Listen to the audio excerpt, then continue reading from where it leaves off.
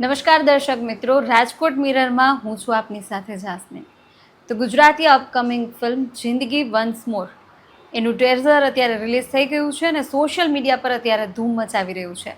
ત્યારે ખાસ કરી અને ફાધર્સ ડે ઉપર જે પિક્ચર રિલીઝ થવા જઈ રહી છે તેના પ્રોડ્યુસર બાસુ ધોળકિયા અત્યારે આપણી સાથે ખાસ વાતચીત કરવા માટે ઉપસ્થિત થયા છે. સૌપ્રથમ તો સર આપનું ખૂબ ખૂબ સ્વાગત અને સૌપ્રથમ આપના પિક્ચરને લઈ અને આપને ખૂબ ખૂબ શુભેચ્છાઓ. Thank you. સૌથી પહેલાં તો જે પિક્ચરનું નામ છે રાઈટ, જિંદગી વન્સ મોર, આ રાખવા પાછળનું કારણ શું? આ રાખવા પાછળના કારણ માટે તો એ સ્ટોરી છે અને એ સ્ટોરી તમે જ્યારે ફિલ્મ જોશો તો તમને ખબર પડશે કે કેમ આ ફિલ્મનું નામ જિંદગી વન્સ મોર જે છે એ સાર્થક કઈ રીતે થાય છે. તો આ ફાધર્સ ડે ઉપર આની જે વાર્તા જે છે ને એ બાપ અને દીકરાના સંબંધોની છે. જી. સો એના ઉપરથી આ એક સરસ શીર્ષક અમને ડ્યુરિંગ ધ શૂટ મળ્યું કે ભાઈ જિંદગી વન્સ મોર, કારણ કે એમાં આખી ઘટનાઓ એવી થઈ રહી છે કે જેમાં અમુક હવે બહુ રિવીલ કરવાનો કોઈ મતલબ નથી, એના માટે તમારે ફિલ્મ જોવી જ પડશે. પણ બસ સિમ્પલ ભાષામાં સમજો ને તો વન્સ મોર ફરીથી જીવવાવાળી જે ઘટના છે એના ઉપરથી આ એક આખું ટાઇટલ આવ્યું છે. જી.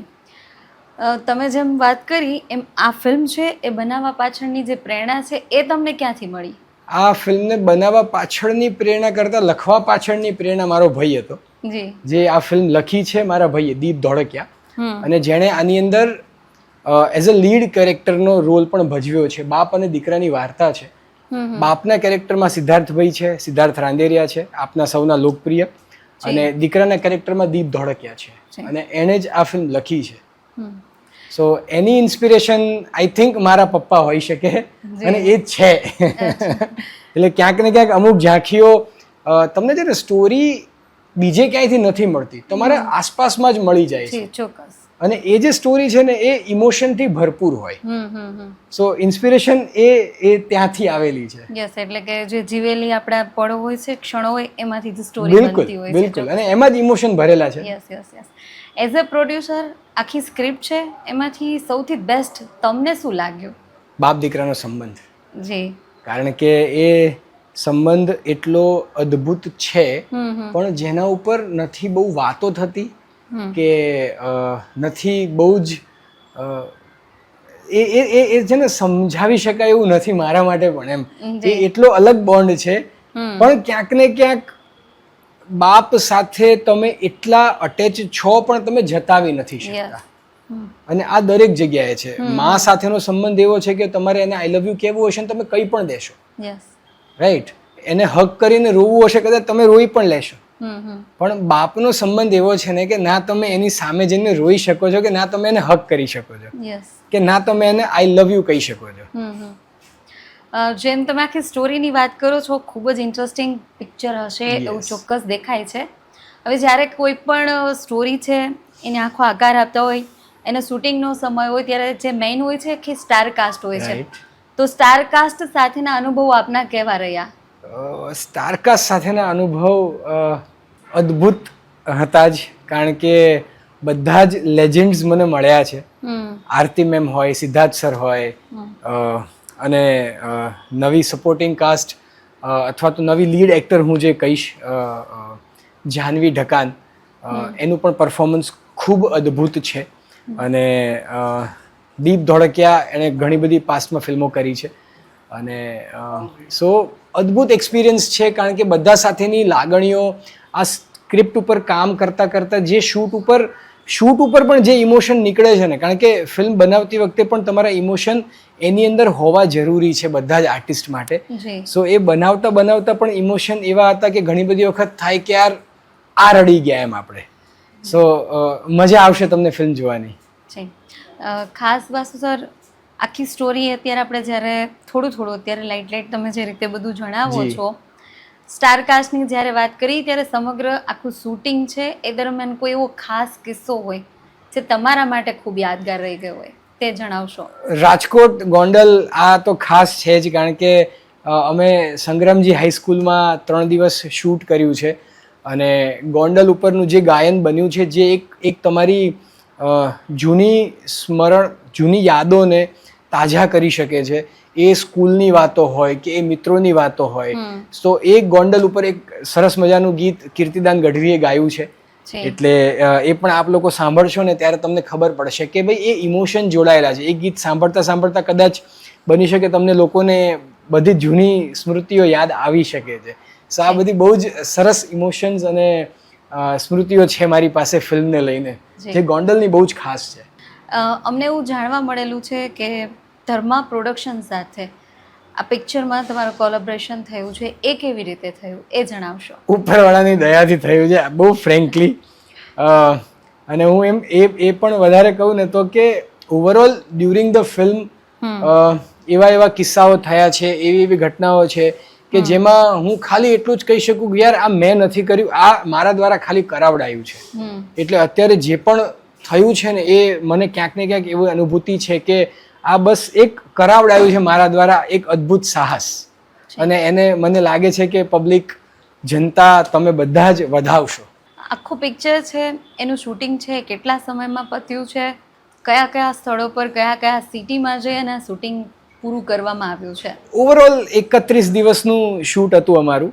અને 5-6 દિવસ તો અમે અહીંયા ગોંડલથી નજીક જે દેડી ગામ છે, ખુશ્બુ આઈસ્ક્રીમની ફેક્ટરી, તો એ ખુશ્બુ આઈસ્ક્રીમની ફેક્ટરીમાં અમે 6-7 દિવસ શૂટ કર્યું છે. અને આપણે આપ બધા જાણતા જ હશો સંગ્રામજી હાઈસ્કૂલ, જે ગૌરવ છે આપણા ગુજરાતનું. તો એ સંગ્રામજી હાઈસ્કૂલમાં અમે 2 દિવસ શૂટ કર્યું છે. 1 દિવસ અમે દ્વારકામાં શૂટ કર્યું અને બાકીના 22 કે 25 દિવસ અમદાવાદમાં શૂટ હતું. સો અમદાવાદના પણ ઘણા બધા લોકેશન્સ છે. રાજકોટની ઝલક દેખાશે તમને, ગોંડલની સંગ્રામજી હાઈસ્કૂલ દેખાશે. યસ. જેમ આપણે કહ્યું કે કોઈ યાદગાર કિસ્સો હોય, જે આખું જે પિક્ચર છે એના વિશે વાત કરીએ તો પિક્ચરની કાસ્ટ અથવા તો ટીમ દરમિયાન એવું ફની વ્યક્તિ કોણ છે, એવું વ્યક્તિત્વ કોણ છે કે જે આખી કાસ્ટને હંમેશા માટે હસાવતું રહેતું હોય? સિદ્ધાર્થભાઈ બધાને ખબર છે કે હાઉ અમેઝિંગ હી ઇઝ. એટલા અદ્ભુત કલાકાર છે. એટલે એમનું સેટ ઉપરની હાજરી છે ને એ બધાને મોજ જ કરાવી દે. હા, એવી જ રીતે આમ ગંભીર વ્યક્તિ કોણ કે એના કામને લઈને જ સિરિયસ હોય, એના સિવાય ડોળું ભાઈ મને ક્યાંય નથી જોવું, ફોકસ ઓન ગોલ, એવું વ્યક્તિ કોણ? આમ તો એવું છે કે બધી જ સ્ટારકાસ્ટ મોજ કરાવે એવી છે અને બધી જ સ્ટારકાસ્ટ ઓન સેટ રડાવે એવી છે. એટલે આ 4 લોકોએ, પ્લસ એના સિવાય અમારી સ્ટારકાસ્ટમાં અર્ચનભાઈ, પોઝિટિવ પાજી, આ બધાનું પણ કામ બહુ જ અદ્ભુત હતું. અને ઓવરઓલ ફિલ્મમાં મેં હસવાના અને રડવાના આ બધા જ ઇમોશન મેં ઓન સેટ ફીલ કર્યા છે. એટલે હું એવું કહી શકું કે 4 જણા એ હસાવવા માટે પણ કેપેબલ છે અને તમને ઓન સેટ રડાવવા માટે પણ કેપેબલ છે. ઓકે વાસુભાઈ, ખાસ કરી આ પિક્ચર જોયા પછી લોકોમાં શું સંદેશ જશે આપના મતે, તમે શું કહેશો? હું સંદેશ શું જશે એ નહીં કહું, પણ તમે જોશો ને તો તમને આપમેળે અંદરથી ખબર પડશે કે શું સંદેશ લેવો છે. કારણ કે હું કોઈ સંદેશ આપવા માટે મેં ફિલ્મ નથી બનાવી. આ ફિલ્મ એક ઇમોશન છે જે આટલા વર્ષોના, અથવા મારો પોતાનો પર્સનલ અનુભવ કે મારા ભાઈ જે રાઇટર છે એમનો અનુભવ, એનો નિચોડ છે આ. એટલે કોઈ જ સંદેશ નથી આપવો અને કોઈ સંદેશ આપવા માટે ફિલ્મ પણ નથી બનાવી. મજા કરવી છે, જોવી છે ફિલ્મ અને વધાવી લો બસ. આખી પિક્ચરને એક જ વાક્યમાં વર્ણવ્યું હોય તો એ શબ્દ શું હશે? કેવી રીતે વર્ણવશો? તમારું નામ શું? જેસ્મીન. જેસ્મીન. સો જેસ્મીન, થઈ જાય જિંદગી once more. Bus this is it, કે હો જાય જિંદગી વન્સ મોર. તમને બધા માટે એમ કે તમે કહી શકશો કે પપ્પા થઈ જાય જિંદગી વન્સ મોર, કે પછી પપ્પા તમને કહેશે કે દીકરા થઈ જાય જિંદગી વન્સ મોર. સો જિંદગી વન્સ મોર, યાદ રાખજો. વાસુભાઈ, ગુજરાતી પિક્ચર આપણે જોઈએ છીએ કે અત્યારે ગુજરાતી લોકોમાં પણ ગુજરાતી પિક્ચરોને લઈ ઘણો બધો ક્રેઝ વધ્યો છે. રાઈટ. બહુ અલગ અલગ અને ઇન્ટરેસ્ટિંગ સ્ટોરીઓઝ હોય છે ને, એ પણ આપણે ગુજરાતી મૂવીમાં અત્યારે ઝલક જોવા મળતી હોય છે. ગુજરાતી લોકો ખૂબ સારી રીતે ગુજરાતી મૂવીને વધાવી પણ રહ્યા છે. આ પિક્ચરમાં બીજા કરતાં કંઈક ડિફરન્ટ, અલગ અને લોકોને પકડી રાખે એવું શું છે? બધા આ વાતો કરે જ છે કે તમારી ફિલ્મમાં અલગ શું છે અથવા આપણી ફિલ્મમાં અલગ શું છે, પણ મને એ લાગે છે કે એ મારે કહેવાનો કોઈ અધિકાર નથી. એ જનતા અને તમે લોકો નક્કી કરો કે ભાઈ એવું કંઈ છે કે નથી. કારણ કે બધા જ વ્યક્તિઓ કહેશે તો ખરા જ કે અલગ છે પણ એ ઓડિયન્સ ઉપર છે કે એ લોકો શું સમજે છે. જી એટલે ઇટ ઇઝ ઓલ બધી જ વસ્તુ જે છે ને એ જનતાથી જ નક્કી થશે, તમારાથી જ નક્કી થશે અને તમે જ સાચી ઓડિયન્સ છો. જી પિક્ચર દરમિયાન કોઈ પડકારો રહ્યા હતા કે જે લાગ્યું હોય કે થોડુંક શૂટિંગ દરમિયાન પિક્ચર બનાવવામાં થોડુંક ટફ રહેશે, એવા કોઈ પડકારો? ટચવુડ એવું તો નથી.